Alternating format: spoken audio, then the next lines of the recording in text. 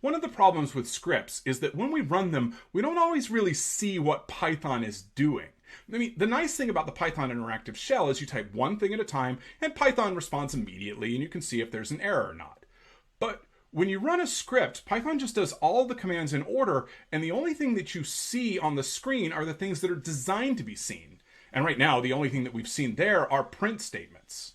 Here on the screen, I'm looking at the script, script.py. If I were to go into the terminal and run this as a script, type Python script and hit return, the only thing I see is 9, and that is the result of this print statement down here at the bottom. But that's not the only command in this file. There are also these 2 assignment statements right above it, and those are also executed when I run the script file. I'm not seeing any of this thing happen at all. When things happen invisibly, that makes it hard for debugging and finding errors. And in fact, as we said with assignment statements, this is an argument for visualization. I could do that here. I could draw my boxes and visualize exactly what Python is doing, though that's going to get a little cumbersome as our scripts get larger.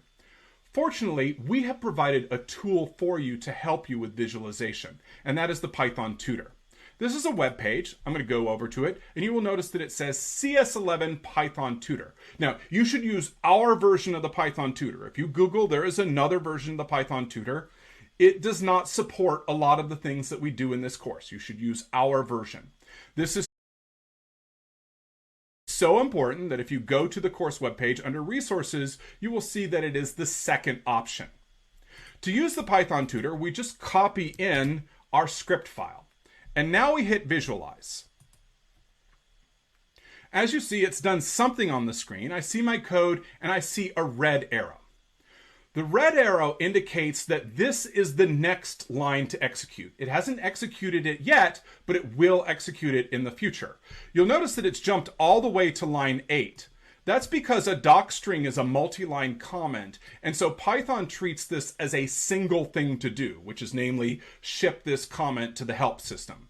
I'm just going to do forward because that's not something we're actually going to visualize, and now the red arrow is at line 10. We haven't executed line 10 yet. It is the next line to execute. When I execute it, oh look, I have a box with a name and with stuff in it. I am visualizing my variable. I'm going to hit forward, and you will notice that it has updated the variable 9. Once again, I'm visualizing. Everything that we're seeing up here are my invisible variables, the things that are underneath the hood. So what happens when I do something visible, like print? Well, let's hit forward. And you'll notice that it says down below, program output. Program output is where all of the print statements show. So you'll notice that I'm doing essentially everything that I did in the terminal. I can see everything that I did in the terminal, but even better, I'm seeing all of the invisible things that are going on with variables.